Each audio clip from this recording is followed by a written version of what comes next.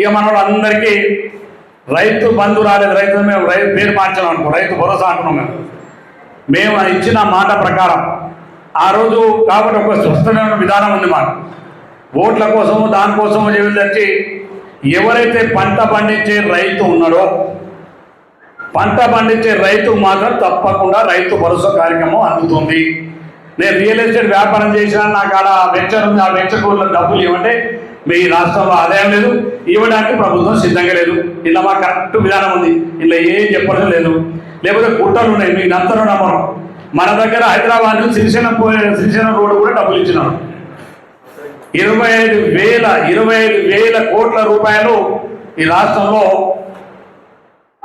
ఇవి జరిగినాయి.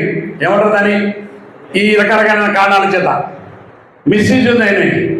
అందుకే ఎవరికి ఇచ్చినా రైతు చెందాలి, రైతుకి ఇవ్వద్దని ఇవ్వడాలి. చిన్నకారు సైజు రైతులని, పెద్ద రైతులని ఒక టార్గెట్ కేంద్రం ప్రతి రైతుకు, పంట పండించే ప్రతి రైతుకు రైతు భరోసా కార్యక్రమం ఇవ్వబోతున్నాం.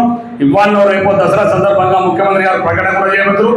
అది కూడా ఎకరాకు 7,500 రూపాయల చొప్పున ఆ రోజు ఇచ్చిన మాట ప్రకారం 2 పంటలు కలిపి 15,000 రూపాయలు రైతు భరోసా ఇచ్చేటువంటి కార్యక్రమాన్ని కూడా త్వరలోనే అమలు చేయబోతున్నామని కూడా మీకు ఈ సందర్భంగా మాట్లాడుతాం. అందుకని రైతు పట్ల కాకపోతే ఈ రాష్ట్రం మీరంతా చదువుకున్న వాళ్ళు టీవీలు చూస్తున్నాం, పేపర్లు చూస్తున్నాం, రాష్ట్ర ఆర్థిక పరిస్థితి చూస్తే ఒక్కసారి చాలా బాధ అనిపిస్తుంది. ఇప్పుడు అంటే మీద ఇప్పుడు మళ్ళీ టీవీలలో వస్తే మళ్ళీ బయట పోతే వేరే కామెంట్ అయితే చెప్పదలుచుకోలేక, అంటే రకరకాల కారణాలు చూస్తే ఈ రాష్ట్ర ఆర్థిక పరిస్థితి మొత్తం కూడా దివాలా తీసేటువంటి పరిస్థితి వచ్చింది. అయినా కూడా ఇచ్చిన మాట ప్రతి ఒక్కటి నిలబడి. ఇంకోటి కూడా చెప్పినాం, ఎవరైతే సెంటు భూమి లేనటువంటి రైతు, పెద్ద రైతుకి ఇస్తుంటివి 2 లక్షల రుణమాఫీ చేసేవి, రేపొద్దున 7,500 చొప్పున 15,000 రూపాయలు ఇస్తుంది. కానీ అస్సలు భూమిలోని మా పరిస్థితి అని అక్కడ మమ్మల్ని ఊళ్ళో మేము ఎన్నికల హామీలో ఇచ్చాం కూడా.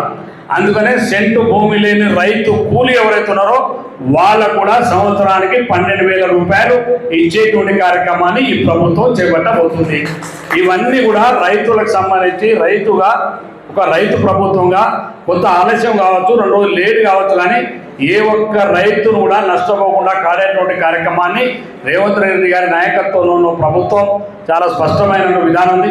రాజకీయాల కోసం చాలా మాట్లాడతారు, ఈడ కూర్చొని బరువు ఎవరిది కావాలి మోసడం చేస్తారు. బరువు దూరం ఉండి ఏముంది అని అంటాం మనం సహజంగానే.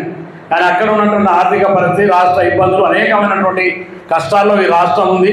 అయినా కూడా నెల 1వ తారీఖు జీతాలు ఇస్తున్నాం, రైతులకు సంబంధించిన రుణమాఫీ చేస్తున్నాం, పెన్షన్దారులకు పెన్షన్లు ఇస్తున్నాం, అనేకమైనటువంటి కార్యక్రమాలు తీసుకున్న సందర్భంలో కొంత ఆలస్యం. ఇక్కడే మీరు ఇంతమంది రైతులు అంటే ఇదేవో అంతా రైతులు చెప్పగలుగుతారు.